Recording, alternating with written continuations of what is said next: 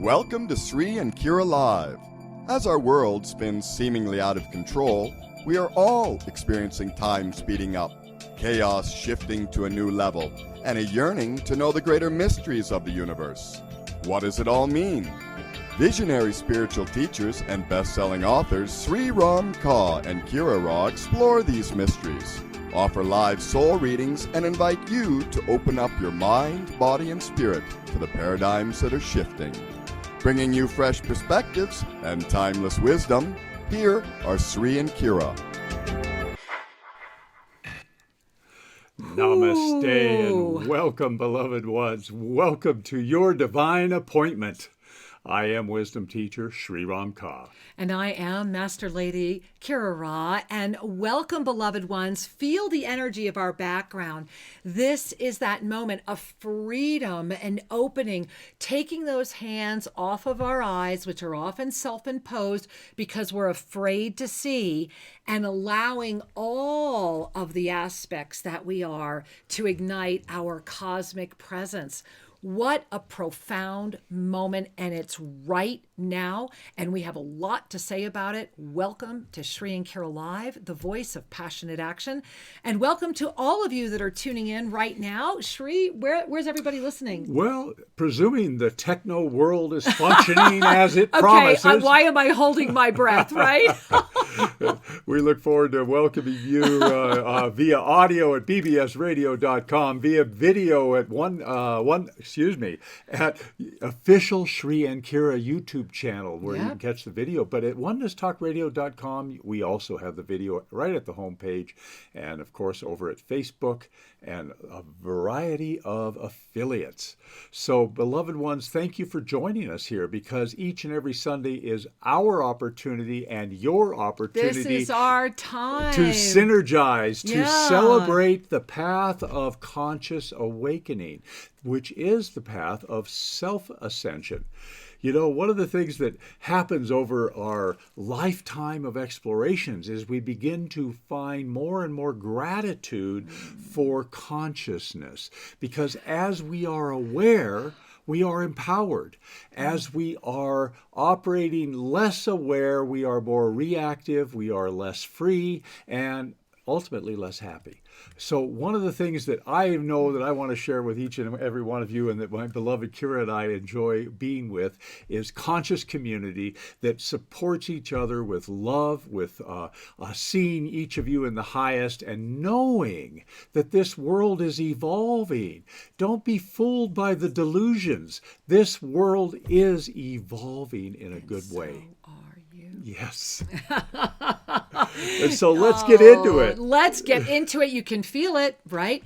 This is a profound moment. This is an up-level experience. This week is very much about taking your hands, the self-imposed blinders, the self-imposed doubts. You know, today, it was actually yesterday when it happened, and then today when we were compelled to share it.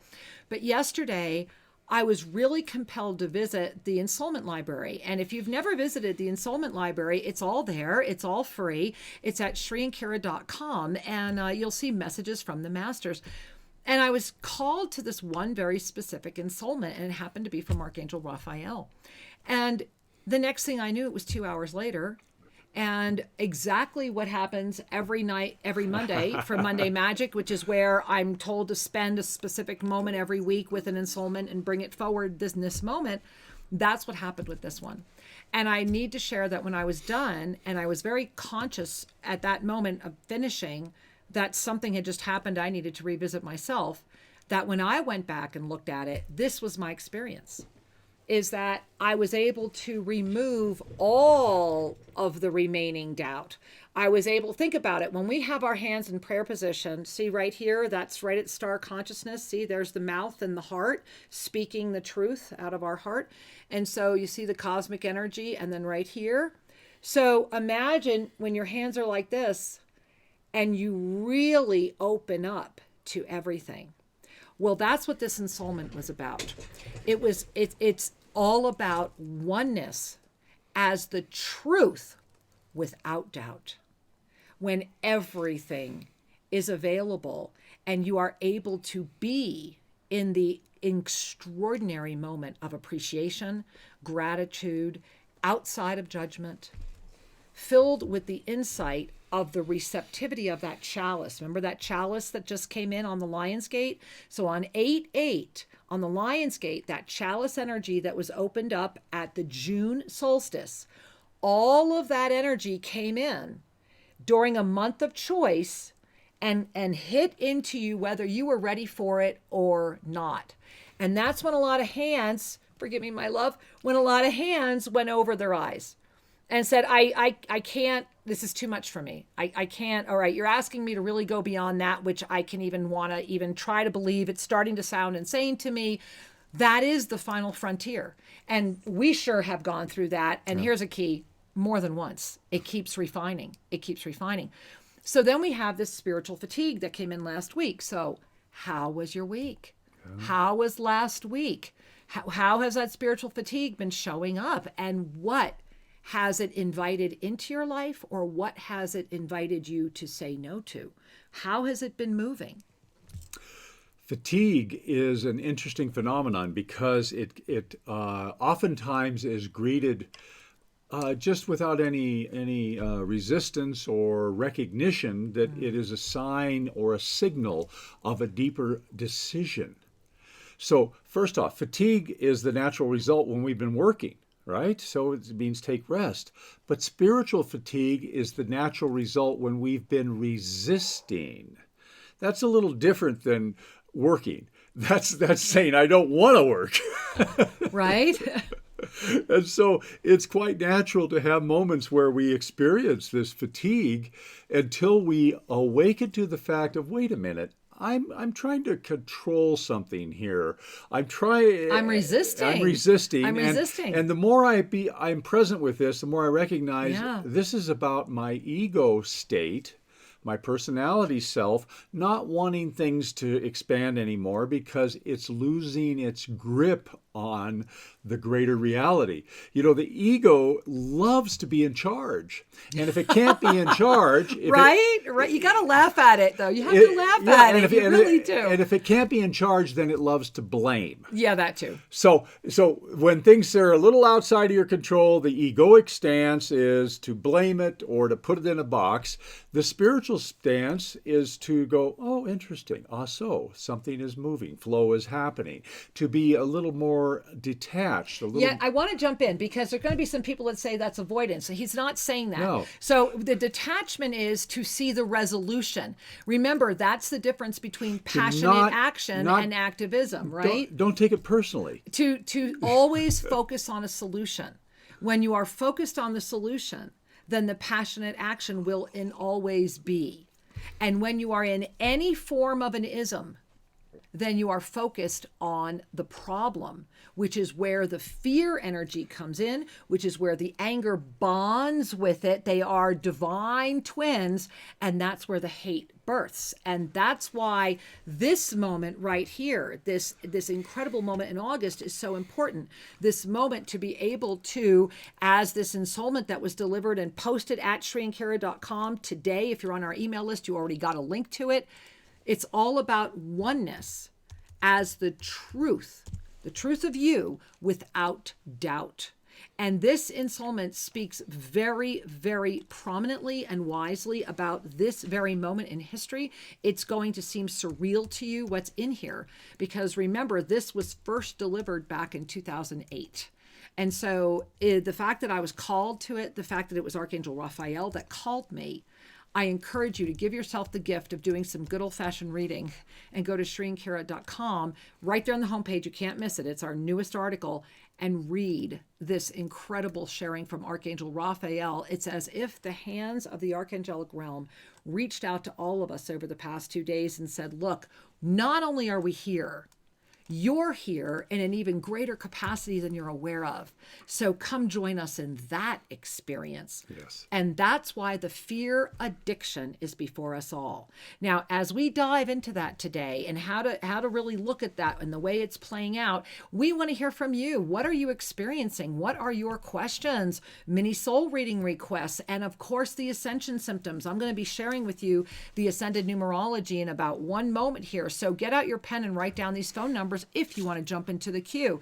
You can give us a call over at BBS Radio. I see that it is already filling up, but there might be a line or two open. There's 888-627-6008. Now write it down. 888-627-6008, because if you call and it's busy, it does mean all those lines are full, but hold on to it. The minute we say hi to somebody and a line frees up, get in there. You never know. You do get to listen to the show while you're on hold. And of course, over at Oneness Talk Radio, where the call board is open now, 517-208-1500. And again, that's 517-208-1500.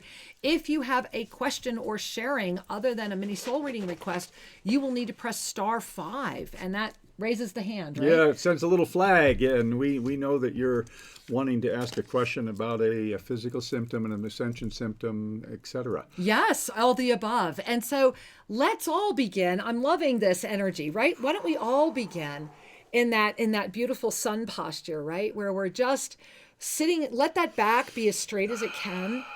This is a big moment about listening to the body, and the yoga of self-ascension is also that integrated energy. Lift up if you can. Lift, lift, lift, lift. Let your head go back. Gaze up, up. Really feel it open up. I call it the angel wing spot on the upper spine. Very slowly start separating the hands. Keep looking up. Smile. Let the hands begin to come down as you look straight ahead, smiling. And let us just scoop forward and receive this beautiful opening of the energy of the illumination that is yours to claim in this week, the week of the beautiful up-level moment. So let's dive into that. You feel, wow, do you really feel that? Oh, you guys are powerful. That's why this community comes together. Now, I want to pop up first and foremost the August up-level calendar. What was August, angels? Profound shift. Not just shift, profound shift. And it came in with this incredible energy from the Blue Starborn, reminding us that love will, in all ways, meaning all the expressions of love, which is very, very diverse, ignite divine compassion. And that it came in through the Blue Starborn. And you'll notice that here we are today on the 16th. And what that means is, you see how we're moving in with this cosmic energy. And this week, we're going to walk through the liquid creation energy, this beautiful outpour. Remember that when we melt into that energy of the oneness, it is when we are able to resurrect with the truth without any doubt. And that is the energy. So today on Sunday, you see how we're coming in, and I'm going to show you this in the Ascended Numerology in just a moment. It's really quite extraordinary. So you see us coming in with all this universal energy that we've been picking up speed from the Lion's Gate opening, from the full moon experience. And now here we are going into the furthest outreach of this crystalline memory. We're bringing all of that liquid energy, all of that creation energy. We're diving into it. We're not afraid of it. We're not going to drown in it. We're able to dive into it and literally carry that, find the portal within it that is going to open up this Wednesday. You see that? This Wednesday, the 19th. Not only is it illuminated new moon, it's the up-level moment of this month. What is the 1 plus the 9? It is the 10.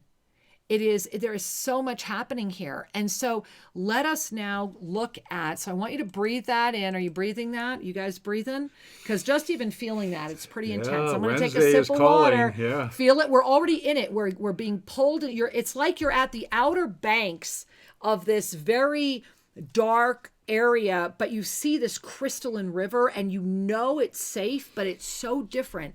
It's just so different. It's just so unique. It's outside what you thought it would be, which is how you know it's inspired. Because you're very conscious, you're very aware. The questioning is literally the safeguard, the vanguard of your sanity. And I want to turn it over to you for a moment to talk about that, because Shri has been the vanguard of my sanity. You know, I think I shared with you guys that many, many years ago, when I finally looked in that mirror and realized the only person I had in common with all of my extraordinary dances with marriage and relationship was me. And that when I was able to really call that in and get really clear that if I was going to give myself the permission or the invitation to even try partnership again. I loved myself enough to know there were certain things I would no longer compromise on, that there were certainly certain things that just didn't have to be. And I made that list. And at the end of that list, because I literally wrote down all of the attributes of the person that would be the perfect partner, that if there was to be a partner, because I had really felt that maybe maybe I'm an omni. But at that moment, the last thing I said was, and it was a joke. It was a joke to myself because I was in this big moment of awakening, and he'll have to be a therapist. He'll have to be a psychiatrist to deal with me. Ha, ha, ha. Hence, I married this incredible, not only psychotherapist, a master healer, medical intuitive. It was like beyond what my brain could have considered. So as the vanguard of the sanity, you and I have had this conversation more than once.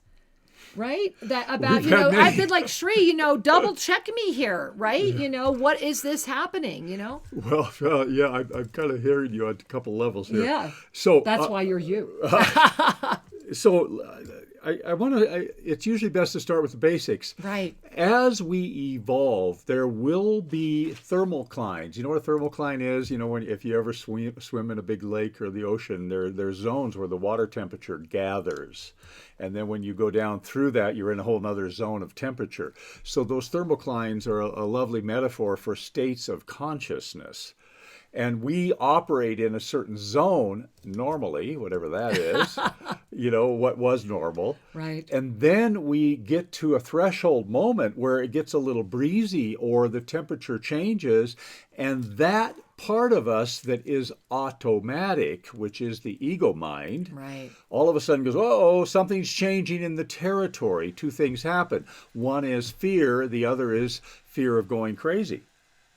So whenever we're about to have an expanding experience, the excitement, the recognition, the climate is changing or is about to change stimulates this response inside. This, am I going crazy? Well, no, and here's the key is that, and because Shri and I, and this is one of those ascension symptoms, my loves, it really is. And this is one of those, I'm calling them advanced because it's like if you've jumped into the time movement rather than try to hold on to linear time, then it's important to be aware of how broad a movement you've jumped into, right?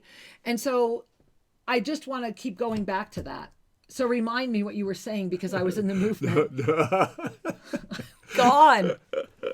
So we're. Do you feel the energy, guys? So we were just up at the temple. Hint, hint. Yeah, we're going to tell you about that in a little a minute. Later. No, I'm losing my linear track exactly. here. So let's talk a little bit about this fear, though. Right, because this is what is the most important thing to remember is that in this moment right now, spiritual fatigue has latched on to fear. And fear is that moment of sanity. It's the questioning moment. And this is what I wanted to caveat what you said, Shri. Yeah. Oh, no, fine. Please, fine. may I? Yeah. Is that as you are going through the yoga of self-ascension, as you hit those plateaus, the way I describe it is you find a portal or a ladder or however it works for you. And the next thing you know, you're in this massive experience and you're so deep in the experience and you're so rich in the experience and you're so addicted to the experience that you don't realize it's linear. It's just at a higher level until you open your eyes, which is another layer of ego relaxing, and see the next stairwell, whatever it is. Those are the moments where your brain will do everything in its power to stop you. And those are the moments when I have gone to Shri and said, look, this is what I'm experiencing. This is what I'm feeling. This is what I'm knowing. This is what just happened. This is what I'm seeing. Because when you are seeing the way that my seeing has shifted into seeing, for me, the first thing to do was to run to my husband and say, let's back check this. So I just need you guys to hear, we are like our own scientific experiment in many ways. Well, yes. And bear in mind something. In order for any of us to feel stable, to feel safe, the brain wants a context. Yeah. It wants to reference what you're experiencing to something known. Mm-hmm. That's how it creates a context. And so when you move out into the cosmos, the known isn't available to the ego mind. It's only available to the soul's wisdom. There is a part of you that knows the truth of this, that says, yes, I am safe, I am home, these stars are my friends. I know it at a level that's deep. However, the cognitive part, Yep. the habitual part goes, we're in crazy territory. Right? Oh no, here's all the tapes, here's all the belief systems, and where are they stuck? Where are they stuck? They're holding your third eye. So Shri, we've got to go the AN on this, because this is it, but right? I just want to say one more thing. Please. So this is one of those times when it's useful to have had some experience with inebriation or some altered state in your past where you could go, wait a minute, I can transit, I don't have to feel overwhelmed. I can recognize that ultimately I know I'm safe. There it is. I know in the center of my being I'm safe, and that whatever momentary flash of insecurity or fear or, oh my God, am I losing my mind? Right. That's just an adjustment of the contextual machine. And when we begin to widen our sense of self to the one who is the survivor, the thriver, the one who has been able to live multiple lifetimes, when we really begin to anchor our identity there, the rest of this is just fun. Well, you know, Shri, what you are describing, we have a picture of, and that is this. The joy portal, right? That the more that we stay in this energy, the more that we say yes, you're going to keep lifting. And as you keep lifting, the other thing that happens is that you break out of that victim triangle. And that is this. And that's what you're sharing, Shri. Yes. Is that's what you're saying. This is the moment before us. And you're really setting up the Ascended Numerology for this month, because here's what's happening this month, guys. And remember, this Wednesday, the 19th, is the UPLEVEL moment. And so Tuesday night on Soul Mirrors, we are going to be talking a lot about that. Plus, we are going to be showing you some video from what happened today. But where I want to go right now is to the Ascended Numerology and share this with you. First of all, just look at the wheel. Just look at the wheel. This month has been all about jumping in and out of the cosmos, about receiving the energy, about saying, yes, this has been a month of infinite after infinite energy. And just notice it starts at the 4. And then what's so beautiful is the 4 has to jump into the infinite to come back to itself before it jumps out again and winds up at the 8. So think about how intense that is. And then it jumps back in again. So the 8 and the 4 balance each other. And then the Lion's Gate took us from that 8 back into the infinite again as the 12. And what was so powerful here is that 12 was actually created by a 6 and a 6. And so this going in and out has formed this beautiful pyramid, and you feel this energy. Well, we have been in the pulse of that energy. But this week, right now, you see that green arrow at the 8? Now, all of that energy, that heartbeat, that pulse, that propulsion, that ignition, everything that August has been building is starting to slide. And it's starting to come back in. And with all of that cosmic ignition, and it's getting ready like a comet to slam us back into the 7. Because only the 5, 6, or 7 would have said, okay, this is coming in like an arrow. This is coming in like a nuke, and it's going to nuke this area.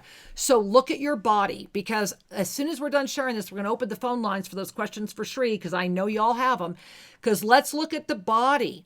Look what your poor body is going through this month. Again, it starts at the 4. What is the 4, Shri? It's the root chakra. It's our beingness. And that's your spiritual balance. Exactly. And this is where the ascended paradigm overlaps so wonderfully with the physical paradigm. Is the root chakra of the physical body is in your pelvis. Mm-hmm. That is your place of stability. Yeah. That's also the place of harmony. Think about the very act of walking, swinging one leg to the other leg, and the harmony and balance that are required. Well, the 4 offers you a symbol of that intersection of balance. Exactly. And so again, just like on the wheel, so imagine see the wheel and feel the energy. You see how that energy is going in and then it's pulsing out, and you've got that 8, 4, and 12 in perfect harmony. Look at that, really generating. So that generator that's been going since August opened, all right, in that 4 goes in again, and it goes out twice. You see that? You're jumping out into the 5th dimension, whether you know it or not. And it's jumping all the way out where it jumps back into itself, and then it goes all the way straight up to the 8. So it forms a loop. And this is what's so powerful. But on the Lion's Gate, that 12 came in through the double infinite, which means your ascended presence. That is what this entire month is about. This entire month is about the 5th dimensional experience, about living it. Remember, you're in a choice energy. Are you choosing to be there more than you're not? Are you anchored there and choosing to hold that presence? Are you anchored there and lifting into the 7th, 9th, and beyond? All of this is available. And what happened was, watch how it went. You see that big purple star there, the violet star, went right out to your star consciousness. And now it's slamming in from your star consciousness to your 3rd eye right now. And this is going to happen on Wednesday, the 19th. It's going to come in, and this is what I opened up with. This is what's happening. This graphic is what's happening. It's coming in on the 19th, and you will have an opportunity to open up, and I'm calling it the hands of Lakshmi. This is that moment of the divine receiving an abundant flow, opening up all the hands of the inner Lakshmi experience, or closing away from seeing it at all. And can you speak the truth, which is in your heart, while expanding into your cosmic presence, thereby being here, out here, as the 7th dimension, gazing back. So if I was to turn around, imagine this is you right now. You're gazing, you're here in the 7th dimension, gazing right through. That is how consciousness rises in a world of density. And what stops that is an addiction that is profound, an addiction that is pervasive, an addiction that loves ego. And it's the addiction to fear because of the, let's just say, misunderstanding within the belief systems that fear will save you. Well, I want to speak to this, and Please. before we go talk about fear, because this is a potent subject, and I hope everyone's kind of cleans the ears. Because it's really in front of everybody right now. Because our society and on every continent is being stimulated with exactly. a lot of fear. And this is the first time ever fear is an ascension symptom. This year, we said this back in February. Go watch the videos again. But before we get there, I just want to close out this whole August energy. Imagine for a moment that your spiritual centers are being stimulated. However, the 3rd eye is historically understood as your clairvoyance. But it's far more than that. It is about the ability to see beyond the veil. And the problem is we impose other veils upon ourselves. So the most common veil that inhibits our clairvoyance, our clear seeing, are beliefs from our family of origin and our religion of origin, and that these belief filters inhibit our ability to perceive with complete, honest clarity. They only allow us to perceive things in a certain way, thus their beliefs. Self-imposed limitation. It's part of how we navigate. So that's what's going on in the 6th chakra, and that's the healing opportunity, is to move into that neutrality and to be able to see what's really there, as opposed to only see through a belief system. But up here is the star consciousness, which most people are just finding their way to. The star consciousness actually connects directly into the pineal and the shaft of light that emanates up and down your spine. And the star consciousness is a little bit like the soul's homing beacon. The star consciousness, when we bring our attention and just reside there, you will feel peaceful, because the peace that passeth all understanding is the anchorship of the soul. And that transcends the mind, thereby makes the ability to arrive at expanded levels of consciousness so much easier. Yes. Because the mind no longer doubts itself. To get to a moment of this peak pinnacle doubt is actually a celebration, as Archangel Raphael talks about in that ensoulment today. Please read it. So we talked a little bit about, these thermoclines of sanity. Well, think about it. If our energy is lifting through the clairvoyant centers into the peaceful soul consciousness, it's got to pass through all of these lifetimes of spiritual training and belief systems. And it isn't that you have to pass through them. It's that there is a possibility that what has gone before will influence your journey. Yeah. And guess what? There is the astral zone. So as we're journeying or our energy into the fifth dimension, which is a neutral zone of clarity and compassion. Right. It's a Buddha zone. It's the Dalai Lama. It represents this so beautifully. It's kindness, and it's that non-reactivity. Well, sometimes we have to go through the astral BS. We have to go through the conditioning of our origins. Yeah. And you can go through very quickly. But if you're experiencing some fear, I invite you to pause, take a breath, and look, is that really you? Or is that the reactive ego latched on to a belief structure, kicking up its heels saying, oh, this can't be? Right. Well, yes, it can be, and it's okay.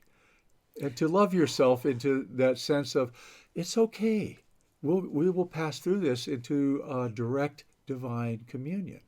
So really breathe that in, because often in the beginning of the journey, many are afraid. They're afraid of the experience. They're afraid of what they're seeing. And oftentimes, rightly so, oftentimes it's the lower astral that we often first connect with. And I've over the years really found that to be almost a smiling.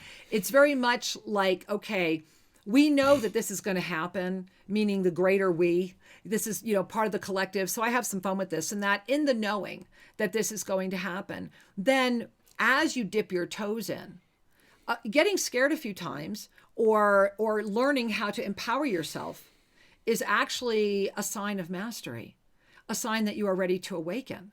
Because to take the first step often is very challenging, is it not?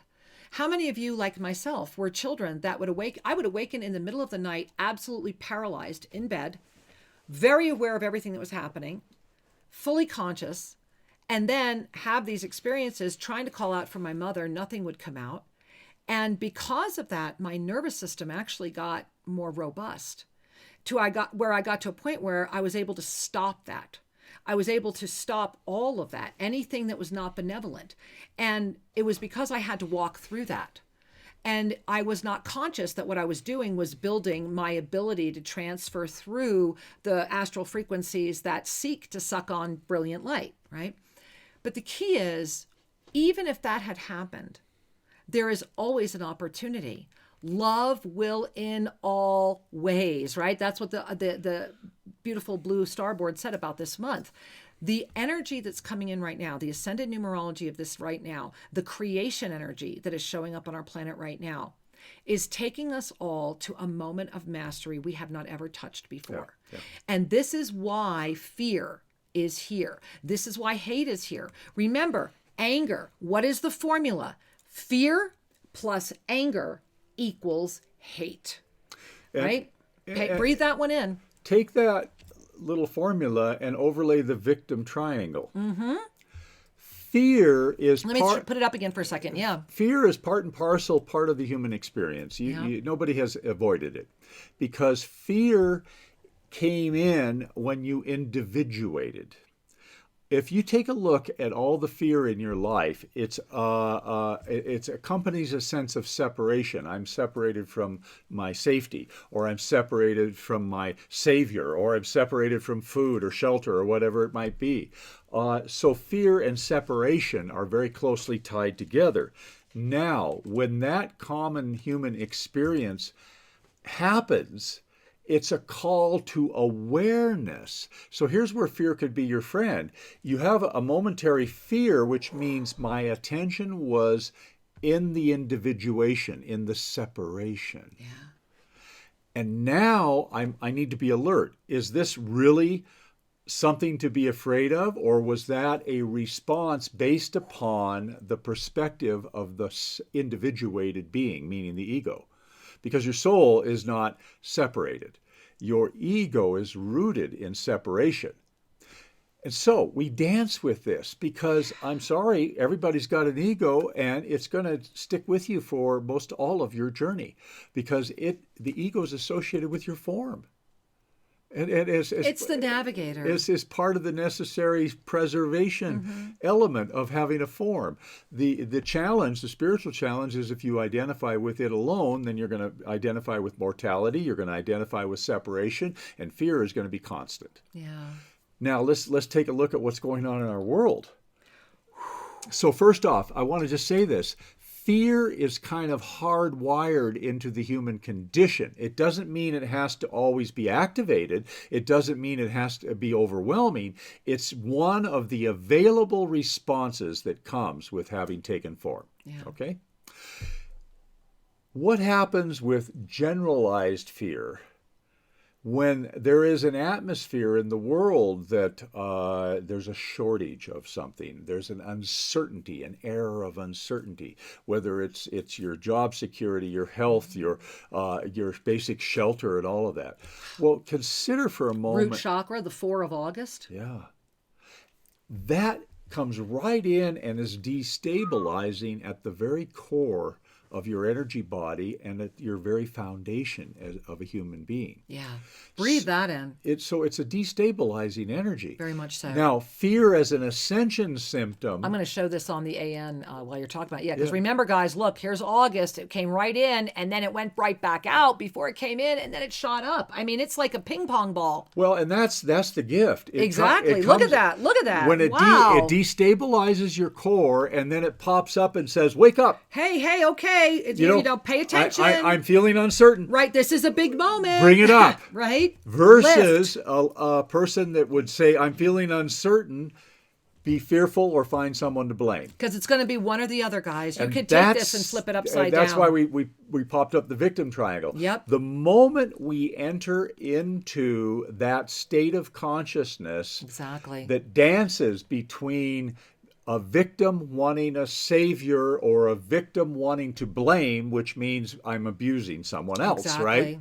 So the victim, abuser, and rescuer are all three faces of the same energy, which is grounded in a belief in separation and lack. And it is a lateral spiral that is a continual turn. It doesn't take you up, it doesn't take you down. And so when we lift, we literally dive into the portal and transform. The victim becomes the teacher, the mentor, the guru, right? The healer, the one who has been there, the one who has said yes to themselves first. And that's what that bouncing energy of August all over your body is saying, hey, come on, it's time. Will you open up the hands of Lakshmi in your life, or would you prefer to get really good at the density experience? Because we are in a month of choice, and you're not going to be able to stay in the middle. No, you're going to find you're either going to default into the familiar pattern of being afraid or wanting to blame, or you're going to trust in your divinity to lift you into a state of peace, even though it's irrational. Exactly. Even though the outer circumstances don't seem to support it.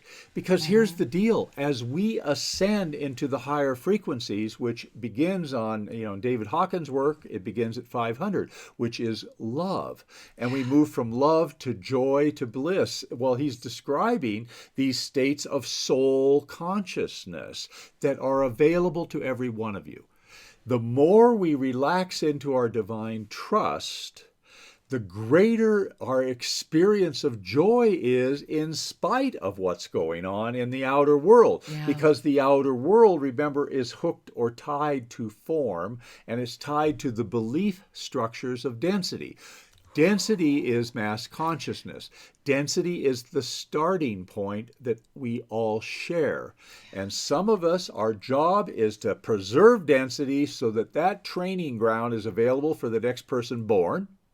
It's available as a school. Well, it's a spiritual gift for some. It is. And this is why I have to jump in, because this is why the Ascended Numerology is so important. And this is why Sri and I are so committed to bringing it to you. Because remember, Ascended Numerology is the original system. It is how this entire creation is based. It is the sequence of 13.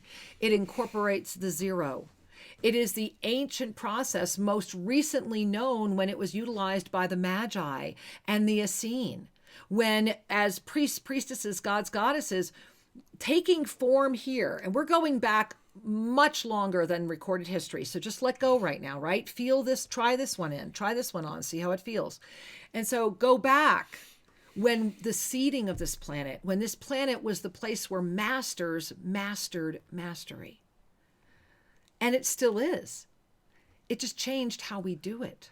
But this was so sacred. And that when the gift of taking a form was blessed here, upon the arrival, the sacred scrolls were created. Yeah. That's what Ascended Numerology is. We are at the time where the sacred scrolls have been given back to us. The keys on how to write these scrolls have been handed to us. We know how to read them. And we are being invited to open and be available. Remember, August is a unique month of profound shift that is an anomaly inside of this other cycle. So it will stand on its own, but it affects the all. And we are in a choice month. Choice months are culminating months. And this up-level moment that's coming before us is coming at a moment when many are saying no because they're tired, because their hands aren't just over their eyes. Their elbows are on the table and their head is in their hands. And it's, I give up. I can't do it anymore. Or I am so angry and so judgmental, and you feel the third chakra, second and third immediately, that I am going to seal into density because it's justified. It's the right thing to do. Feel that energy. This is a moment where living your ascended presence is the most critical thing on the planet you can do. You want to be of service? Wake up and stop feeding the addiction.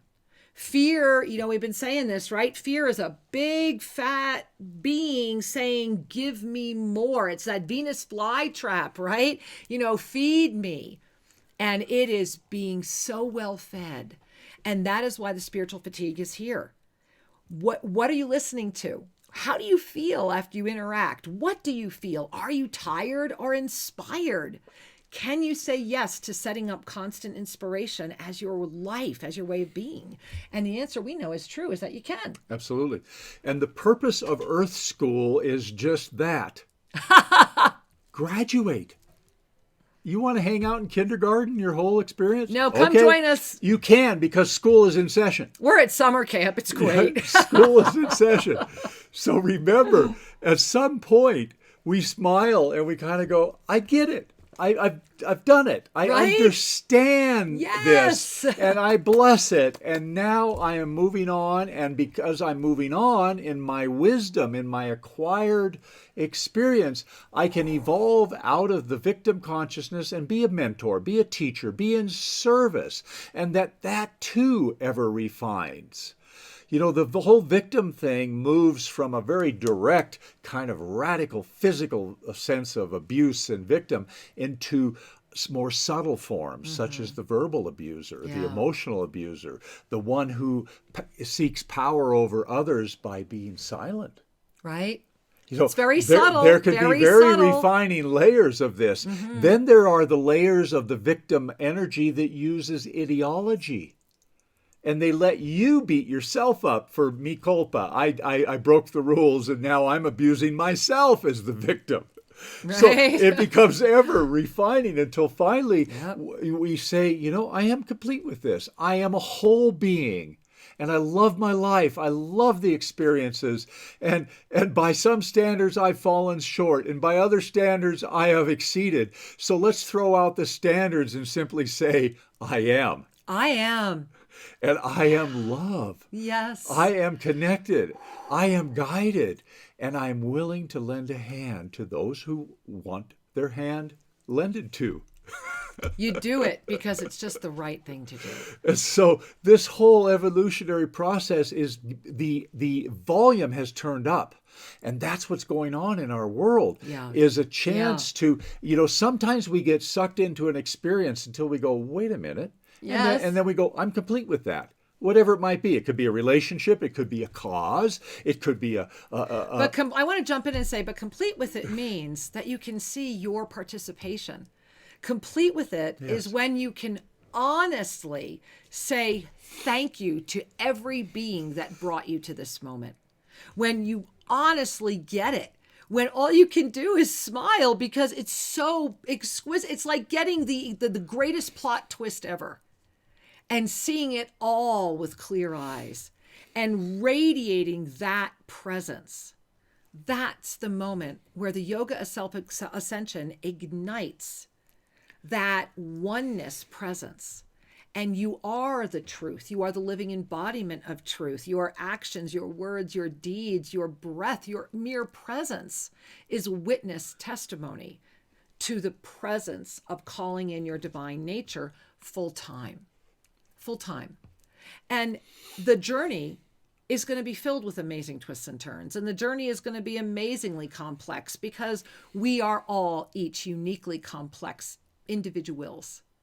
But we are at a moment this week where the divine feminine has opened. And I want to give a big bow and thank you to the entire WWA global community and for Saturday's second gathering.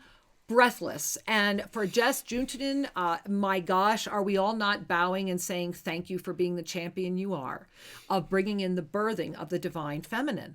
And, I want to thank you, Shri, because Shri really, really championed that session on last Saturday. And this is the moment this week is also calling forward. We are at a jettison moment. We are going into the birthing chamber. We are going through, remember I showed you the August calendar? We're going through the water of creation. You are in the birth. You're in the canal. You are floating through. This Wednesday, we are up-leveling what is going to birth, because that's what's happening. You're already in it this week. And so, wow, what are you bringing forward? And it is a moment to celebrate and really say thank you to the divine feminine in all the ways that it manifests and in all the ways that it is being reclaimed. Because we are, I believe we mentioned this maybe 2-3 months ago when I was talking about the August predictions, that there would be a big rise in the attack against women. And wow, of course we're seeing that, because we saw that, we knew this big divine energy was coming in. That's why that chalice that we held open, we've been preparing. And so this week is very much about receive or resist. So which energy are you energizing? Look at Lakshmi. I receive, or I resist, meaning this is good. Yeah. I've reached my level. And if that is you, then let go of the judgment of that as well and be in that level. Archangel Zadkiel would be your greatest champion, saying, be where you need to be, but do it well.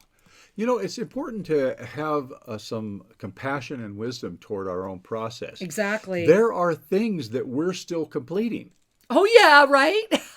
And so to hold a standard that says, well, I should have been done with that. I should have been better than that. Right? Well, that's going to keep you stuck there. Versus to let it flow and get complete. You're learning your addition, your mathematics as a youngster. You need to stay with it until you learn how to add 3 + 4, and get to that number. And then you're complete with that, are you not? Right. And so our emotional lessons and our spiritual lessons follow that pattern. And there's something I want to share that I think is fundamental for this time. I mentioned earlier how fear is part and parcel kind of wired into the human experience. Consider for a moment that a baby born moves from an ocean of unity in the mother's womb into an experience of separation which can be kind of shocking. And there's so many movements in birthing to make that less shocking. However, the fact of the matter is the umbilical cord is cut, is it not? And the fact of the matter is what was a unity experience is now an individuated, more fully individuated. There's some individuation in the womb as well. So if we just look at the metaphor of this, that from the moment that the baby has self-consciousness, one of the first things that happens, one of the first impressions is usually there's something wrong. Right? Something's wrong. Something's different. I moved out of my unity, my ocean of love and unity into a little chilly, and somebody else's energy is holding me. And all of those experiences. And everything that I might now be seeing for the very first time. And the brightness and the harshness of the lights, et cetera, et cetera. If that exists, we know there's lots of beautiful alternatives. However, the fact of the matter is, whether it's to whatever degree we move from the unity into a separation, and what happens in the human psychology is, well, there's something wrong. Right. But that really gets you, doesn't it? So I'm offering this to you as the Velcro point for the fundamental, universal, negative life script that human beings have, which is self-doubt. There is something wrong with me because something's not right. It's not instantly, my needs aren't instantly met. And Sri, I have to say that my beloved husband is the brilliance of really how to move through these, and that with all our heart and soul, if you have not taken our Navigating the Inner Matrix program, please take it now. It is so important, and stick with it when it challenges you, and get through lesson 2 where your life scripts not only are identified, resolved. And so seriously, because we could spend a whole show on this. We could, but it ties into the topic, which is, how does this fear anchor? Right. So this negative life script that is a universal human experience, there's something wrong with me. Anytime we fall short, there's something wrong with me, it reinforces this self-doubt, this self-depreciation belief. Well, it's not comfortable, is it? Nobody likes to think that about themselves or even believe it about themselves. So true. So what do we do with it? We try to project it out, and we say there's something wrong with you. There's something wrong with you. The other shoe will always drop. Oh, too good to be true. No, there's always going to be. We develop that negative resistant energy. So the negative universal life script of there's something wrong with me turns into there's something wrong with you. Everything else. So guess what? We learn to manage. We grow up. Maybe we don't activate this negative belief very often until we get in a climate of fear and uncertainty. And add a little dash of anger. And all of a sudden now there's this we're activating these subconscious software programs because the ego wants to figure out, why did the climate change? Why did the energetics change? What did I do? And the first place it goes is, there's something wrong with me? No, that feels bad. There's something wrong with them. And guess what? We get the uptick of racism. We get the uptick of all of the sides, the negative, tragic expressions that are rearing their heads in our world. Yeah. And so often it's simply because there is a lack of trust in one's divine nature, instead focused on the physical natures and the physical differences. Breathe that in. Really, really breathe that in. And I want you to just, as you breathe that in, I want to relax you a little bit more and share about what happened this morning. So we already shared with you that yesterday morning, I got called to go back into this ensoulment that we delivered back in 2008 from Archangel Raphael that was meant for literally right now. Yeah. Make sure you read it, ShriKira.com. And while you're there, go to the home study and check out Navigating the Inner Matrix. And today, we have been trying for weeks, right? It was a really celebratory day. We've been trying for weeks to bring Dr. Lorena up the mountain. And our dear friends, Alessandro and Adriana, same thing. They recently moved. They have a place at Chobshi. September group. We're all going to be there with them. Very exciting. So they drove over today as well. And it was beyond a glorious day. It still is. I mean, oh my gosh, guys. Because remember, breathtaking day. We just, the June solstice was winter here right? in this hemisphere. And so now we're starting to move out of the rain and into the sun. I think we've had on 4 shirts today. It's like, wow, gorgeous day. So we knew we had to ascend up before the show today. And as we were going up today, we are going to be showing you today, in just a moment, an incredible film produced by our own Bria Rose. Bria Rose shot, filmed, produced, and directed this whole little wonderful film you're going to see. And this is what we did just like 4 days ago. Right. 3-4 days ago, when we all went up together because we were on a scouting trip of, okay, here are the next rocks that we want to clear more. Here's where we're feeling more temple energy. And it was a lion's head that we found. Probably one of the most stunning discoveries we've had yet.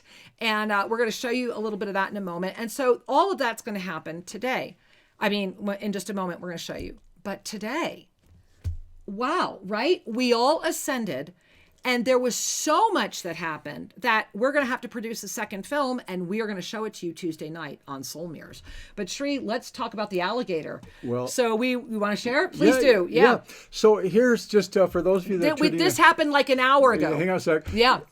So what's up the hill at Tosa Blue Mountain are the remnants of an ancient temple. And I say ancient, I'm talking 15,000 years ago. Minimum. And this is a whole other layer of civilization, a whole other thermocline of human existence. Which the Kanyari already acknowledged was here. And these rocks have been weathered, think about those thousands of years. Right. So it's a revelation when we begin to see what was the impressions. And we first begin to see it by feeling the energy of it, uncovering them and beginning to greet them. And they greet us. So first, let me show you the lion rock, but you're going to see a little more of that in the film coming up. So this was what we discovered right before WWA. Is that incredible? That's my hand as we were just discovering it. We were coming down from the mountain and I literally turned around and said, okay, there's something here. Now look, if you can see the ear up at the top right, you probably can't see my mouse, but in the top right, if you go up from my pinky all the way up at the top, you see the ear, and there's a lot more there. You see the ear right across from it. You see the bridge of the nose. You see the huge mouth. And where my fingers are, literally the mane is carved in. I mean, this is just incredible. So we were so excited about this find, and we thought that we had just really found. Today, as the 7 of us ascended, feeling all of you, and this is all in real time right now, what we discovered today was so profound and so deep. And on the way down, we're going to show you right now. You guys are seeing this for the first time, and we're going to show you everything that happened. This was all covered up with growth. This was just about 2 hours ago now. Look at the alligator. Can you believe this? Look at what we're finding. That's Alessandro there helping us. Pulling away the carpet of grasses and leaves. And on the right side, you begin to just kind of gaze into that. And you can see the eyes and the nose and the shape revealing itself. The bridge of the head. And what's so beautiful is we were on our way down. We had already discovered so much more than we're going to share at this moment. But join us at Soul Mirrors Tuesday night when we show you more of this, and we'll probably show a little tomorrow night at Monday Magic at Well. But this is very close to the huge wall, the huge snake wall that also has the part of the beautiful divination pool. And so all of this happened today in real time. And the other thing that happened today was that the 7 of us then were blessed to be able to sit down as a spiritual family and connect with all of you and to receive a meal from someone we are very very happy to welcome here at Tosa Blue Mountain. So we'd like to share just a little bit about the beautiful one you're going to meet in the film. So because groups are coming and that we were feeling like we said to the universe, it would be great to have a chef, a dedicated chef here to manage the nourishment. And we really put it out there that, we knew that there was a lot of people here that are needing homes and a lot of people that were having issues. And we're like, the one thing we really could welcome here at Tosa Blue Mountain would be a full-time chef so that Aparna could be more involved in all of her other duties, because right now she's doing everything, God bless her. And so literally law of instantaneous manifestation. 24 hours later, we have this man's number and find out that he is a Venezuelan refugee, that he knows what it's like to have no home and live on the streets. He's here alone. His family he has no one else in this country. And that he came our way through a lot of miracle connections. So just like we uncover these rocks of the overgrowth, this man, this beautiful artist who people didn't recognize his capacity, his artistry, his beauty. They saw him as a refugee. And in fact, he is a gift. He is a 5-star chef and is really saying yes to the unique foods that we serve and create here at Tosa Blue Mountain. And so I was excited that Bria has included a little bit of a bonus for you all to meet our beloved Chef Douglas. And thanks to your kindness and generosity, he now has a home and has become another resident here at Tosa Blue Mountain. And so we are very grateful that once again, we are providing through your kindness and generosity, greater service to our world community. Yes. So we hope you enjoy this film. It is produced, directed, and put together by Bria Rose. Let's hear it for Bria Rose. We'll see you on the flip side. Here Enjoy.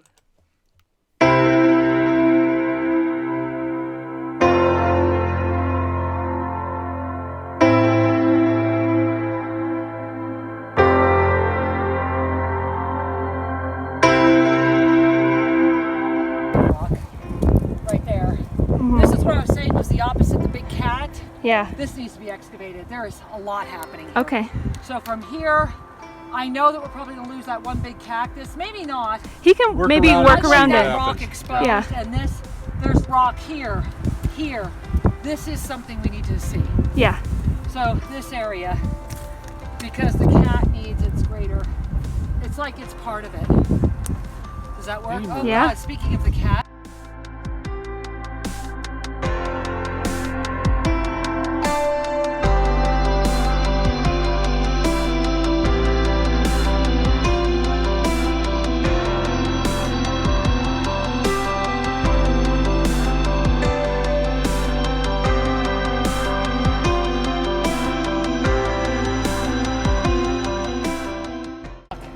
Wow, do you see him? He's like a lion. And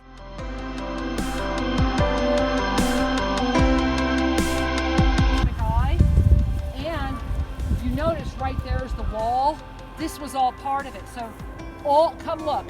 All of this needs to be clear. Everything needs to be cleared. This is where we're going to put the pillar with the cosmic eye. Mm-hmm. This is the altar.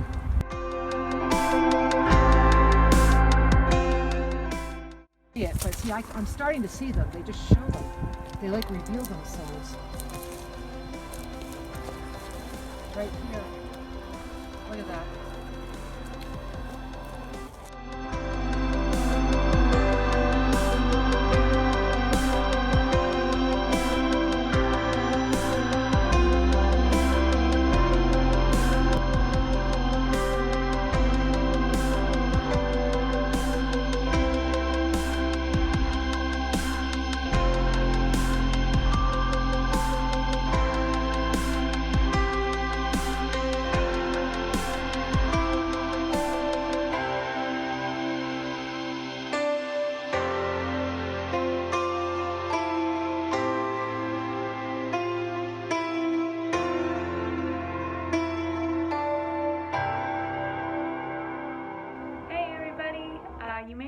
From last week that Kira mentioned, we had somebody come here to interview for the chef position at Tosa Blue Mountain from someone from Venezuela named Douglas. And so just here to share and tell you all that we did end up hiring Douglas, and we're just gonna do a little video of him in the kitchen and all of us together. So we hope you enjoy.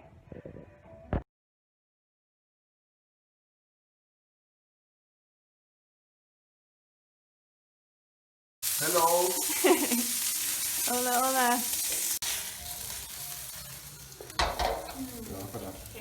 Huele. Necesito que me huela. Here, Douglas is sauteing some veggies. We have carrots, Brussels sprouts, asparagus, shiitake mushrooms, broccoli, cauliflower, some toasted sesame seeds, Brussels, sí, Brussels sprouts. ¿Ella está en sola? No. And these are going into a lovely little vegan cheesy wrap for Kira, and some rice schnoodles for Shri. Yum.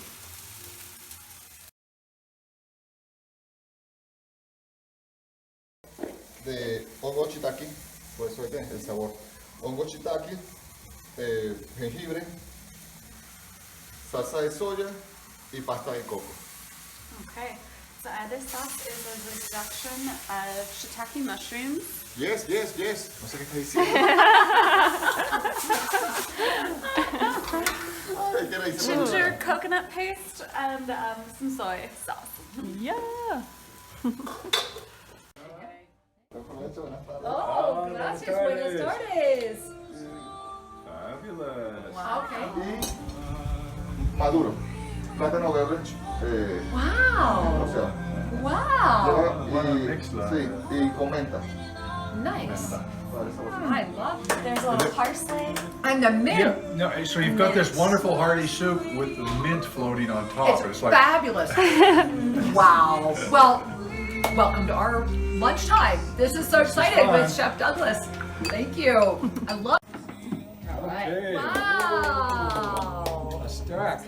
Wow, how beautiful. This is gorgeous.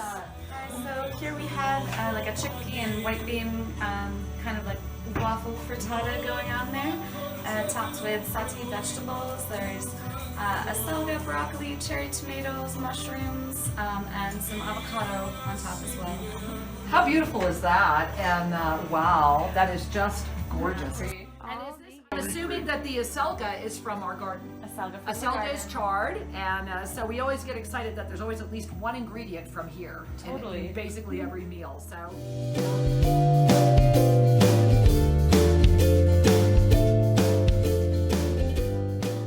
Every meal. So yummy. Let's see. Go ahead, Shri. Be our taster.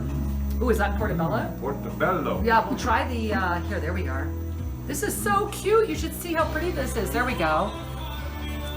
So creative. So it's got garbanzo and white beans. Beautiful.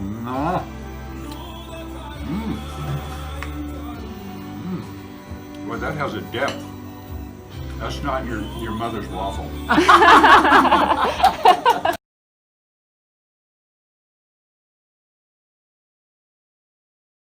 This week at Tosa Blue Mountain, the grandmother San Pedro spontaneously fell and also broke into pieces. And at first we were all sad until we realized that this happened because she was ready to release her energy for ceremony. So we brought her to Old Paute, which was also where we met with Grandmother Rosario, which you may remember from a couple weeks ago, to be taken care of and processed.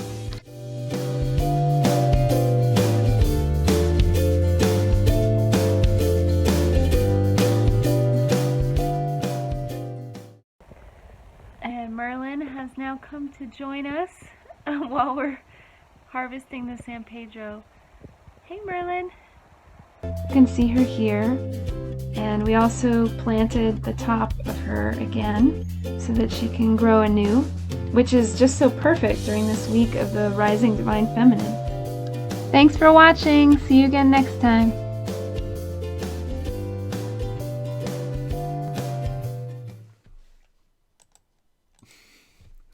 And welcome back, beloved ones, and thank you, Bria Rose. Yeah, thank you everything is a big thank you. Thank you, Chef Douglas. Thank you, Grandmother San Pedro. Thank you, beautiful life. Here. Yes, and thank you for joining us right here, right now. And I want to dive in, and I do want to share a little bit about our beautiful grandmother, San Pedro. As you might have recalled in that little video you just saw, she had some holes in the side of her. And when we actually purchased her with another one, which is actually the grandfather. They came as a pair. And we planted them up there with the scribe. That's a beautiful, beautiful ancient statue reproduction there of the scribe. And like the music player was also the scribe, very beautiful. And I could hear this one saying like, they have cut my limbs so many times, just let me grow. And I brought Shri up, and that's when I was first given the blessing of being able to bring people on non-ingesting San Pedro journeys. And that is where I would do it, is with her. And then it turned out the one that came with her was like her sacred partner. It was carrying as much as she, and they were different numbers. You know, she's a 7 and he's an 8. And, you know, as far as the number of spines. And it was about, and so Shri and I made a vow that we would never do anything. We would just let them be in peace. Let them be. Yeah. And it was about a month ago when we first saw the baby. Yeah, so about a month ago, this feminine during energy, the chalice, the grandmother, right? started sending up new life. Like it wasn't possible. There was no possible way for her to be sprouting a baby. It just made no sense. Literally. Which is the good part of life. Yes, it is. And we've been watching this baby grow. And then, as you just saw this past week, right? She was huge and very robust and very vital and happy and healthy.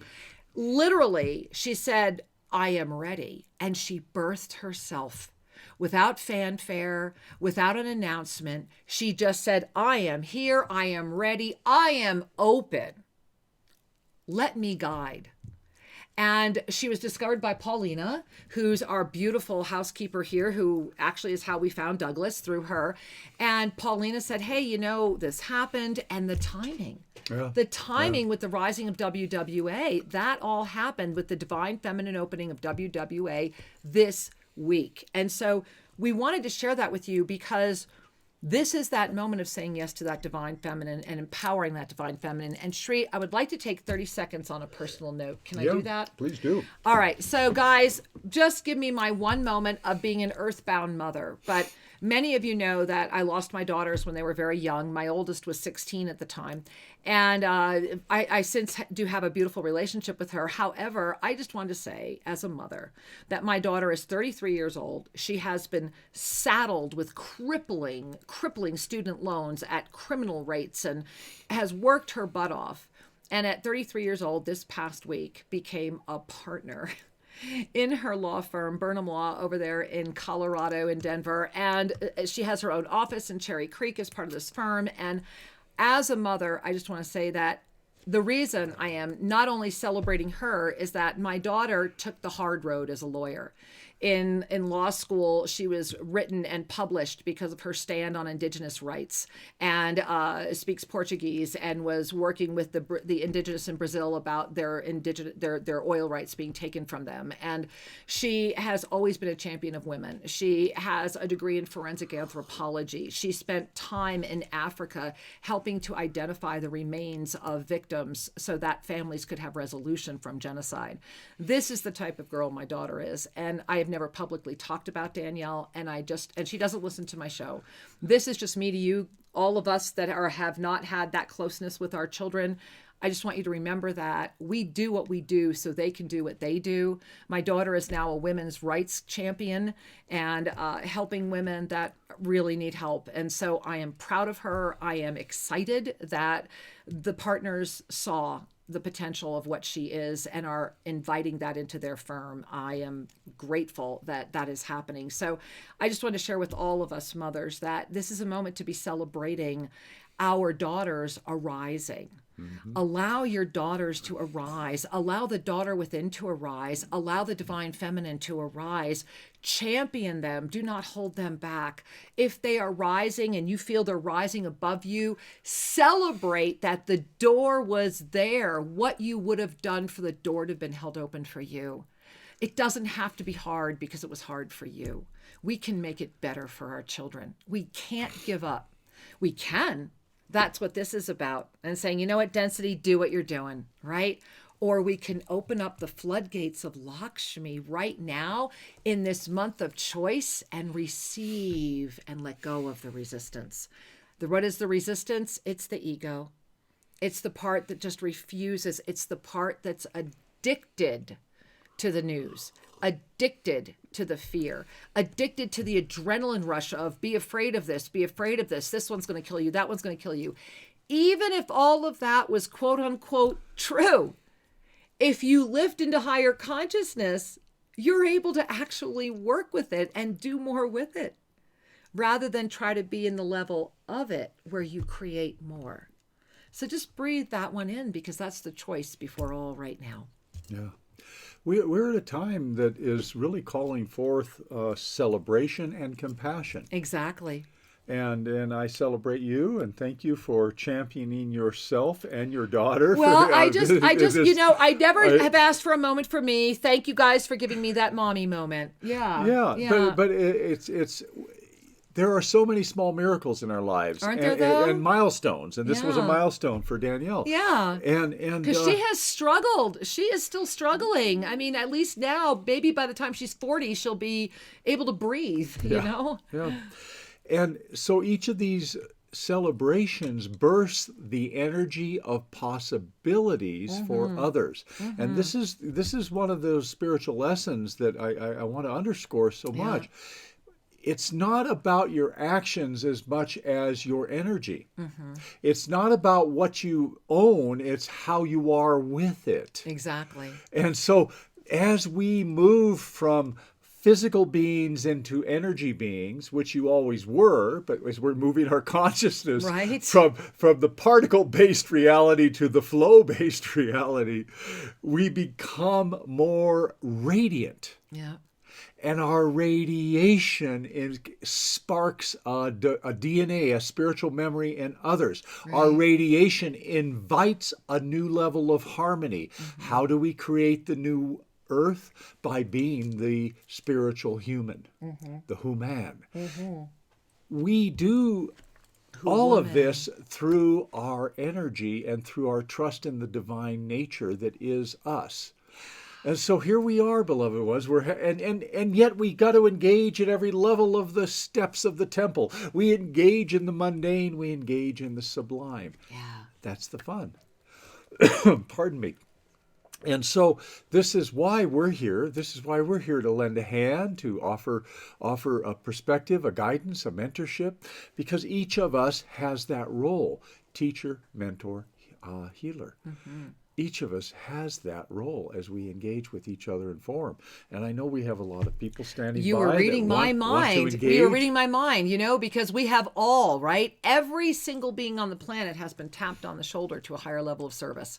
It's how we're responding. And so, Shri, let's go right there. We're going to go to Grand Rapids, Michigan. I see the first hand up. And namaste and welcome, Grand Rapids, Michigan, over at the Oneness Call Board with the hand up. Hi, it's Marcy. I'm actually in Franklin, Tennessee. Thank you so much for taking my call tonight. Well, it's our pleasure. Thank you for being here.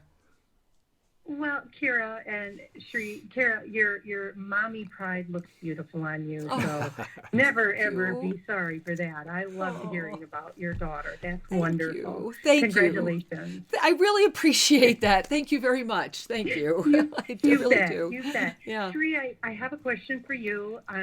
This is an experience that I've had more than once. The last time was probably... Well, I was driving, and so I was a little caught off guard, and it was almost like it was like I was being electrocuted. It was the best way really to describe it, where to the point that I thought I'm going to have to pull over before I lose consciousness. And then I just said out loud to the intelligence that's animating me at this time, I need you to back off with this energy because I don't know if I can take it. Good girl. And it slowly subsided. Yeah. I don't know what that was. Well, what it was maybe is less important than how you are. Because sometimes we have these profound experiences which are a little bit like a storm that clears the debris, that opens something up. And the fact that you were able to stand in your spiritual wisdom and say to the intelligence that animates me, I need you to slow this down a bit, to back it up a little bit. Because sometimes we forget that this is a collaborative journey. We're not the victims of our spirituality. There's an invitation. Now, as I connect with you without knowing what happened, what I see in your energy field is that your 5th chakra and your 7th chakra are dancing. Seven. You were this opening This electric energy is a grand illumination that widened the seventh chakra, thus making or offering you availability to wisdom and divine connection that was not previously online. Well, and what's interesting is as you're sharing that, right up here, it's the right side. It's like it keeps tickling. The energy, what they're sharing is that your nervous system is needing a rapid adaptation to accept that which you have called forward. That this is happening because of your intention meeting your action at the same time. It's like, okay, tap, tap. And in order to do this, this is going to happen. The blessing, it reminds me of when Zodkiel came in when I was driving that big thing, right? I don't know if you've ever read our book, Sacred Union, The Journey Home, but this happened to poor Shri, and I'm driving an RV. And Zodkiel came in, and he guided Zodkiel to stop the RV. And so, the fact that you were able to command that is the only reason it would have shown up in that moment. Remember that you are never given more than you can handle, ever. And that in the benevolent energy that is within you, that is your natural grid of protection, it is stronger than anything that would seek to harm you. And so what this has also done is offered you the reassurance that you have needed to keep stepping bigger steps. And so that's what they're saying. And I'm still feeling it here, babe. Wow. I mean, wow. I want to give you one more mirroring, one more caution, perhaps. Yeah. The fifth chakra is involved with this, and the fifth chakra is about your joy and what you believe is true. Right. When our crown opens, it may rattle our prior context, our prior it will. I'm being gentle. When our crown opens, what you thought was true is going to change. Yeah. Okay, it's that simple. And that resides in the throat chakra. Woo. So in order to connect the heart with wisdom, the throat chakra has to get out of the way, so to speak. It has to be willing to be the connective portal between our love and our wisdom. So thank you for staying open. And thank you for attuning us all. A lot of people are going through this, my love. Many blessings. Namaste. Love and blessings to you both. Thank you. Bye, sweetheart. Whoo, wow, Shri. Yeah. Powerful, huh? All right, well, let's go over to the 800 number and let's see what's happening. I see lots of people over here, Shri.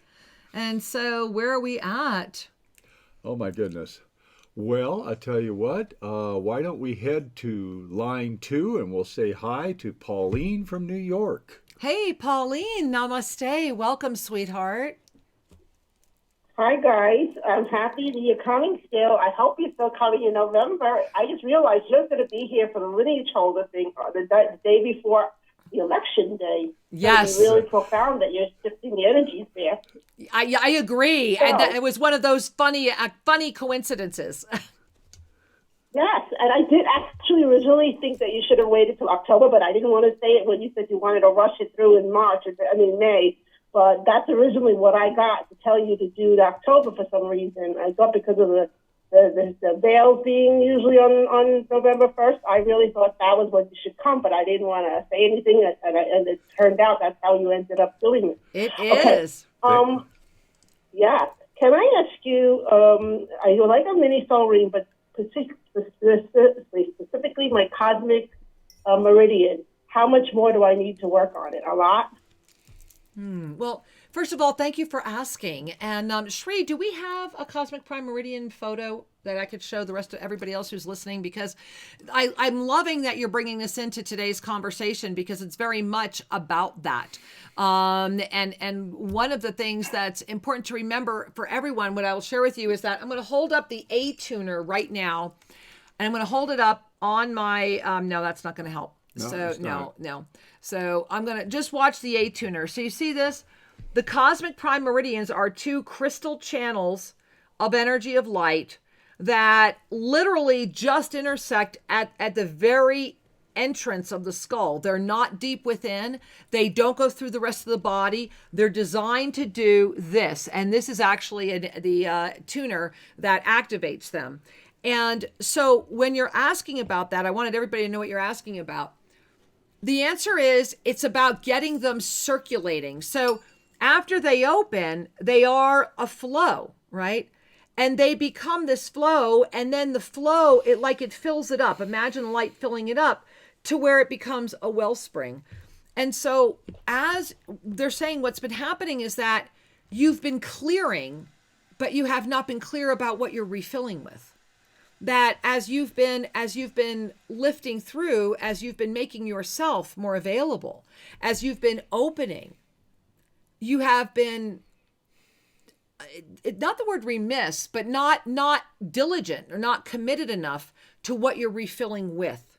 And they're saying, take the time that you deserve to really pay attention to that which is resonant and begin to fill the energy with that which is of greater clarity. And the rest will unfold miraculously. So thank you for bringing that energy in for all of us today. Really, what a blessing. Thank you so much, honey. Namaste. Much love. Whew. Yeah. Wow. Well, you know, this I really appreciate Pauline bringing this up because it's important to remember we are constantly circulating. So what are you circulating? Yeah, think about the flow that we're in with August right now. You know, as you're sharing that, Shrey, about what are you circulating, let me just put up that calendar again. Remember, this calendar was shown to me months ago, and even the artwork is placed because of the flow. Look at what we're in right now, right? We're just on the outer banks going into this beautiful pool of consciousness that we get to create with in that illuminated new moon. Yeah. Yeah. Flow. And so we're always at choice. We're always experiencing. We're always cultivating awareness. And that the cycle of your ascended evolution, the process of self-ascension, is this constant cycle of awareness, experience, and choice. That's awareness, it. experience, and choice. Yep. And so as we pay attention to ourselves, we need to also pay attention to where our attention is. What we're giving our sacred energy to, because what you focus on is, you're really saying, this is what I love. If you're focusing on the doom and the gloom, what you're saying is, I love doom and gloom. Exactly. What are you addicted to? You know, if you keep talking about it, if you keep ruminating about it, and notice how you feel, because oftentimes you're addicted to it because it gives you the same energy that you get when you're in joy. Learn to discern. It's one of the greatest gifts of spiritual mastery. Shree, we're over here at the Oneness Talk Radio call board. Let's bring in Chapel Hill, North Carolina. Hey, Chapel Hill, welcome. Hi. Hey. Oh my gosh. Hey, Shree and Kira. Hello, Namaste. dear. Welcome. Hi. I'm so thankful you took my call. Oh my gosh. You know, I think it was after the video, and then when you really expressed about, you know, your mommy moment, and, you know, Danielle, like, God bless you and God bless her. Like, seriously. It's just that moment of, like, it's bigger than me. It's bigger than just that person. Or it's like, it's this joint union of, like, together we are better, and we are doing it for so many others. Yeah. And it's just like that inspiration just to not give up. So thank you. Thank you for receiving. That's right. The receiving. Yes. Thank you. Yes. You know, the bigger part, it's kind of ironic because I know earlier this week, I think it was that moment when I was like really going within, you know, with my rods and the cards of clarity. And it was like there was some other guidance that was coming forward. And last night, I woke up numerous times during the night, and I remember just every time I would shift, it was like I was like, thank you, but it always brought a smile to my face. And I woke up this morning and had no idea what was happening, but something happened last night. And so it kind of goes, even though that was probably like the impetus or the catalyst to get me to call in with, you know, the video and everything that really sparked it. But I knew I was being guided to call in this time for just a mini soul reading. And to just trust. Well, trust is the moment of the day, isn't it? So breathe in. So the first thing that I'm going to share is I want you to promise me you're going to go read the article that got posted today, because it's all about trust, sweetheart. It's all about trust. It's all about letting go of that doubt. And again, I don't think it's any accident that Archangel Raphael tapped my shoulder yesterday and said, this has to happen now. And then it had to be done today. And then we had to go up to the temple. And I know you were there. And I know you know that. So the key in this moment for you, and that's what all they keep saying to me is, the temple doors are open. You have climbed the steps. When will you say yes and walk back in? And all I see is you standing at this. It's like I'm in the distance, and I see you, and you're at the top of the steps. Beautiful. It's round temple. And you're standing on the outside looking in, and you see everything that's in there, and the light is all over you, and I'm seeing it, but you're just standing there staring at it. They're saying, when will you walk in? Because you are ready. And that there has been a great layer of denial within you, and a great layer of self-sacrifice that has really come from a level of energy that is seeking to keep you at a level of experience. And that it doesn't matter, just choose, because you haven't made your choice clearly. So take in a breath, and I want you to bring your hands to your third chakra. I want all of you to do that. And I want to thank you for bringing that forward. You're bringing forward the deep fear. You feel that? Feel that third chakra? That's what's going on this week. And so how exciting that we all get to see it, touch it, know it, and go, oh, okay, so you're not real either. Right? We can really come together right now and say, thank you. You have nothing to be afraid of. This is that remnant fear. This is that cork in the engine. This is that one that says, oh my God, that's the one that literally ties us up in knots. And so right now in this moment, as we are getting ready to dive into that beautiful sea of consciousness, what do you want to carry into that birth on Wednesday, that illuminated new moon? What will that up level? Who will come forward when you arise back up out of that ocean? Who is coming out? Who is blossoming? It's a big moment. I'm going in the temple door. Yes, you are. Yes, you are. And you're laughing all the way in. Thank you, my angel. We love you. Thank you for bringing that energy to all of us today. Many blessings. Namaste. Many blessings. Bye, honey. All right, Shri. And do we have anyone over in BBS? Yeah, we all right. do. I'm thinking that we could head over to line 3 and say hi to Yvonne from Vancouver. Hey, Yvonne from Vancouver. Welcome. Namaste. Namaste, Shri and Kara. I am thrilled to be here. Hi, we're thrilled to be here too. I am celebrating. Yeah. Tell us. I am celebrating a revelation. And by the way, your story about your daughter and all the other callers all resonate with me. And I got up 2 days ago, and I woke up and I said, the world is different. And I don't know what it is, but to me, there was a switch that went on during the night, and everything has kind of changed a little bit. Yeah. So my miracle is that I have been fighting, or I've been, I guess, a victim for 35 years. And it kind of came to a head at the end of last week, beginning of this week. My cat bit me on my cheek, and I thought, oh my God, how can things get even worse? And then this issue automatically resolved. I received forgiveness.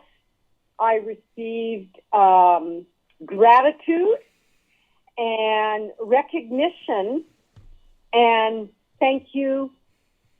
We're over. Like, it's over. And wow, I was speechless, and I'm still absorbing some of that energy that this has been such a burden, and the clarity that has been given. And I know that it is part of these studies, of the Ascension studies that have brought this.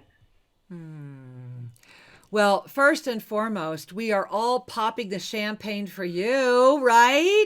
What a beautiful moment for you. My heart is so, I mean, Sri and I are both like, yay. This, I do know, I have the blessing of knowing, because you've given me the honor of walking beside you.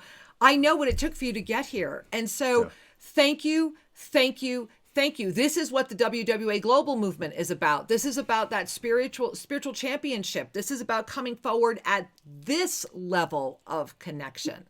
And so, wow, what a blessing. I'm just sitting here basking in your moment. Well, it really feels, I'm walking a little bit wobbly. I mean, I don't want to exaggerate anything, because I really want this to be true. And I do trust in my heart that it is true. However, I'd like to have a soul reading just to see what my higher self is actually telling me. Well, I'm giggling because your higher self is giggling. So just hear that. So I'm sorry, I can't stop. I'm like, I really don't want to be giggling while I deliver this message. And it's like, no, keep giggling. So I'm sorry, and I'm not. And what they're saying is, you already know. They're laughing, and they're saying, just believe it, know it. It's like they're around you, shaking you, going, know it, live it, be it, do it. Know it, live it, be it, do it. Know it, live it, be it, do it. Know it, live it, be it, do it. And they just keep saying it over and over again. And they're just gazing at you and gazing at you and gazing at you. And you're just like, it's like vibration after vibration after vibration after vibration. And you're becoming this. I'm watching you. It's like a yes, yes, yes, you know, the Ave Sa, the hail to the infinite, and then the receive, receive, receive, receive, and go. And so, wow, just like Mary, our caller right before you, I want to share with you, promise me you're going to go read that article at SriandKira.com. It is really, I cannot believe how amazing Archangel Raphael yesterday was already aware of what was going to be showing up today. So thank you for gifting all of us with that. I am so happy for you. I love you so much. Oh, I love you guys so much as well. Thank you very much. And I honestly feel the liberation. I want to pop so high now. Yes, yes, yes. Welcome. Much love to you, dear. Loving it. Namaste. Aw, you feel that? Yeah. You know, and as I was connecting with her, though, I want you all to notice your upper spine. I'm noticing the part I call where your angel wings would attach. Notice that area between the spine right now. You may want to be just moving that back of the heart. Remember that when we are in a choice month, everything will come at you to make sure that choice is seen from all perspectives. And I want to underscore an opportunity to practice your mastery. One caller back, we talked about what are you circulating? Right. And with this caller, it's about, are you willing to anchor that which is coming forward? Right. Are you willing to trust it? Because the habit of doubting ourselves, the habit of discounting certain kinds of experiences is a way that the density mindset preserves itself. Yeah. And it preserves itself by messing with your theater. It only wants to show you the movies that are tried and true. And in this, remember, you're living in a holographic reality, and the ego mind is going to figure out some way to reject that which is more expansive than its domain. Yeah. And so we go through this process of, wow, is that really so about me? Can it be this easy? Can I really just trust that I'm okay, even though I've got 30 years of experience of lack? I am now on the path of abundance, and I am abundant, and I am joyful, but because of the 30 years, do I discount it? So I have to jump in, because remember, you can have 1 year's experience 30 times, meaning all you've done is refined one little piece of the puzzle and decided that that was the whole puzzle. And then you could wake up and have 30 years of experience in 1 year, because you've said yes to go beyond the limitation. So that's the moment at hand. It really is. Yeah. Yeah. And so it's such a beautiful sharing from everyone to recognize this is our process. To live an ascended life means I am committed to the yoga of self-ascension. And to ascend means, yes, we're going to step into more rarefied zones. We're going to experience new thermoclines. We're going to recontextualize that which we thought we were or were in the habit of doing and being. All because we've said yes to going beyond the self-imposed limitation. That's that moment where the stairwell, the portal, the energy, whatever it is, comes forward in the way that your unique experience of the ascension experience is, and you say yes to expand beyond that. All right, Shri, where are we going? It looks like we're going to Phoenix, Arizona, and we've got a hand up there. Hi, Phoenix, Arizona. Namaste. Welcome. Hi there. Thank you. You're welcome. Welcome to the show. Thank you.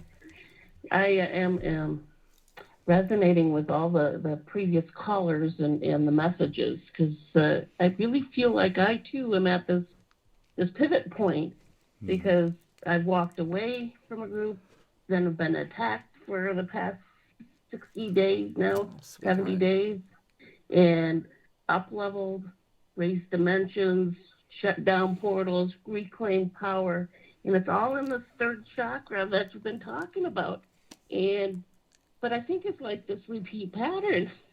And what Shri was just talking about in terms of making this choice point of the new ladder, or, moving to that next level, because I'm also learning about myself from a different perspective of the Mother Arc energy.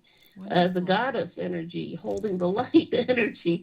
And so a lot of this that I've been searching for information on for a long time is coming at the same time, as well as not getting what I thought I wanted, because I was up for a job promotion and I didn't get it.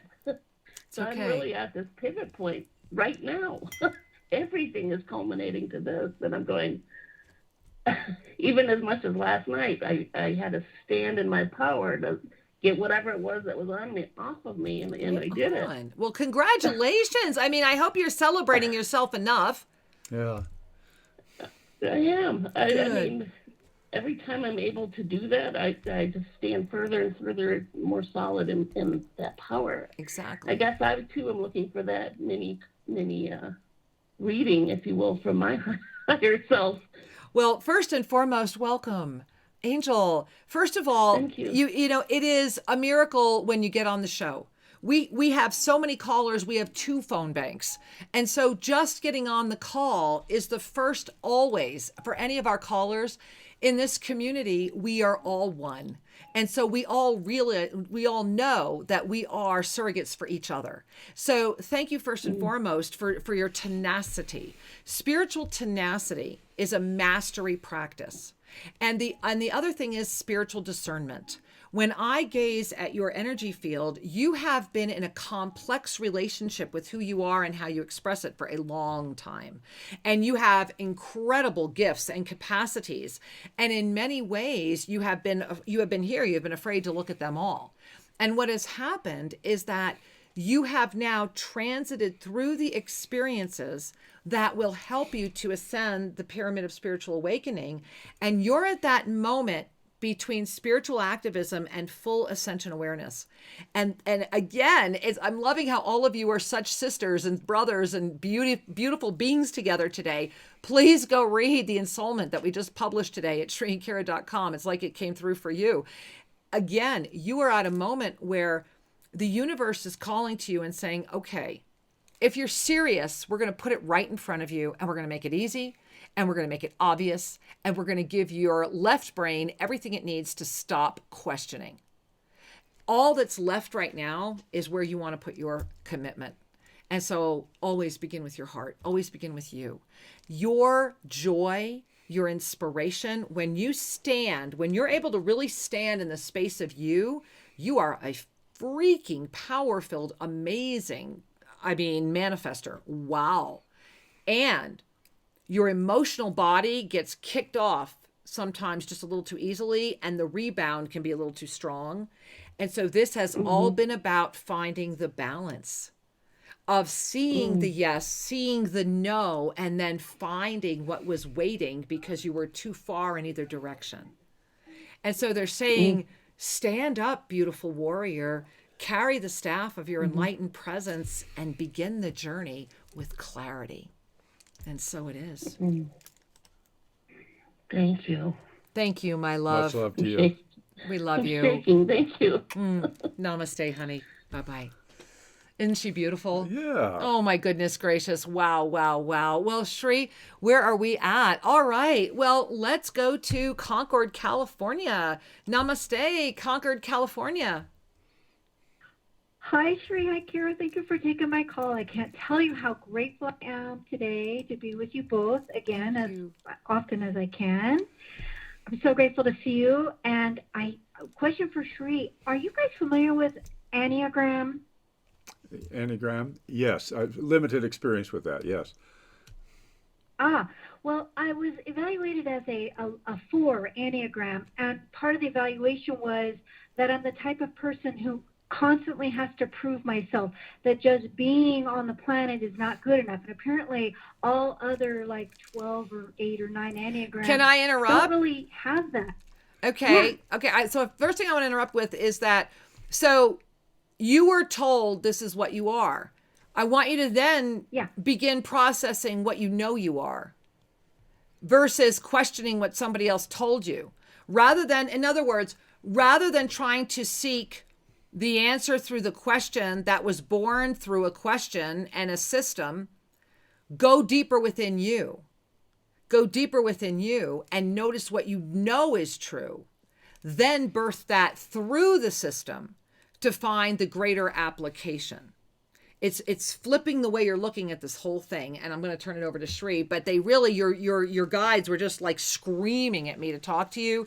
You're in a moment right now where it's like you need to like literally flip it the other way. So go ahead, Shri. It's similar to what I was going to share, that any system that seeks to offer you a, quote, personality profile, or it's like an astrological reading, what they're doing is offering you a bias that you can bring in as a belief system about yourself. And all belief systems are one step removed from your truth. And it's not that they're not valuable. I want to make that really clear. We are not saying it isn't a valuable or wise system. So oftentimes these profiles can give us useful information about our preferences. You know, for example, I was born in July under a full moon. I'm a triple Cancer. And in the first years of my life, I very much followed the, quote, profile of a Cancer, the moon child and all of that.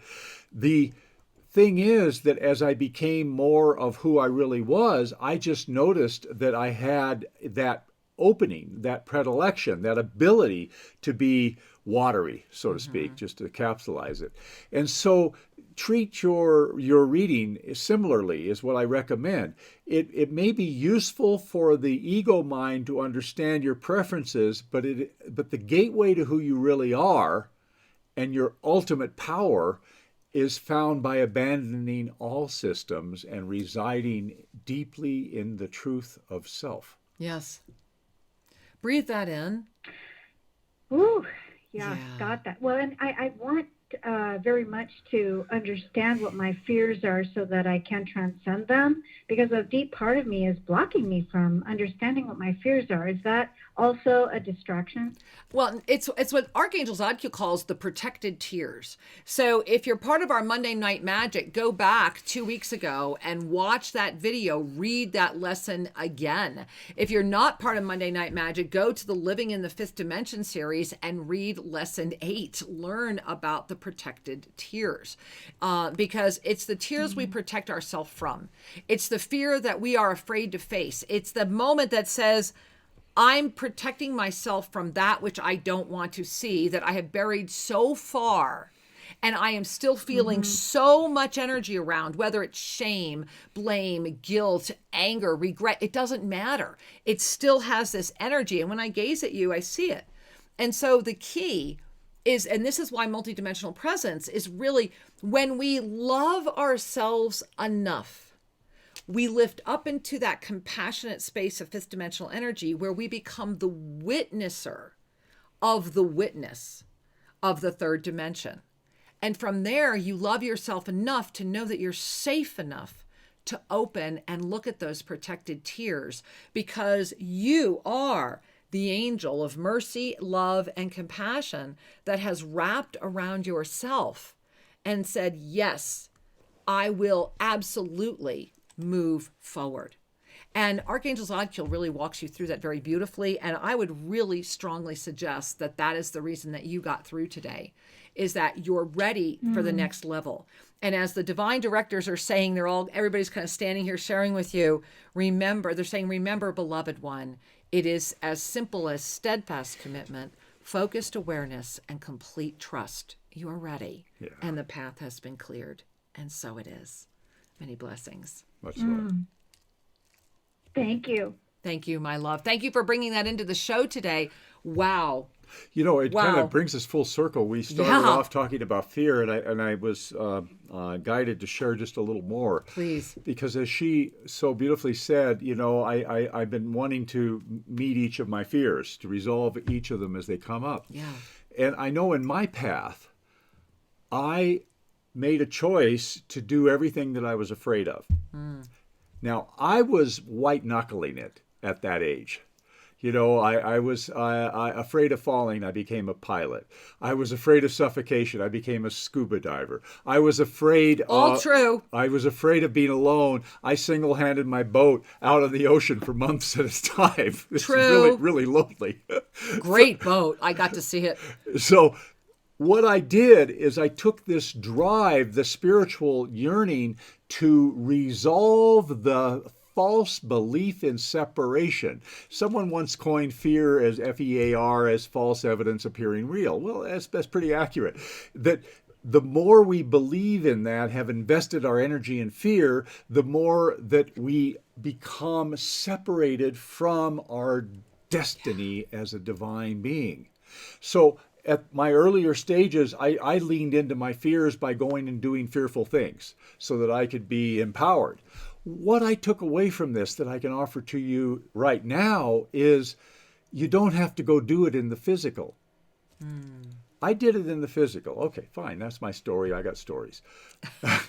Here's the nugget, is fear can be your ascension trampoline if you allow yourself to look at it without shirking. Now, that means either enter the fear or be willing to let it present itself fully to you, because it will dissolve when fully confronted by the open eyes of the heart of love. Always.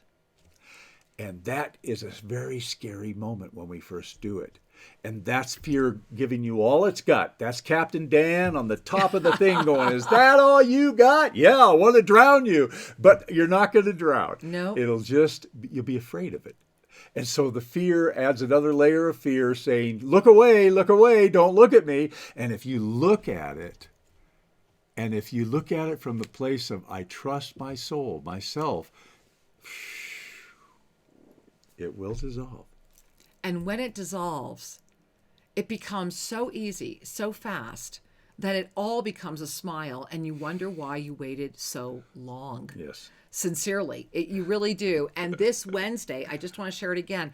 Remember, Tuesday night on Soul Mirrors, we are going to show you the rest of what happened here, right now, at Tosa Blue Mountain. The lost city of the ancients, the lost city of the ascended ones, is not lost anymore. No, more has been discovered. And we, when we discovered the lion head, which is, approximately probably 12 to 15,000, we really thought we had found something. Then we just showed you in real time today. I want to show it one more time.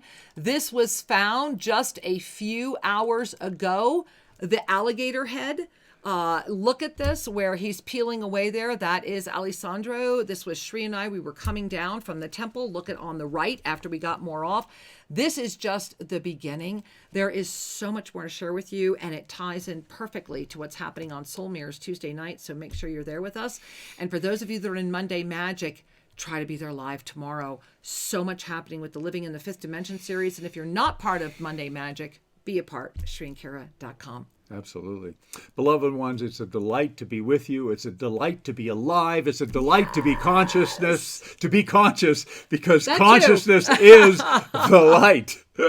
As are you. We love you. Mwah. Have a beautiful week. Namaste.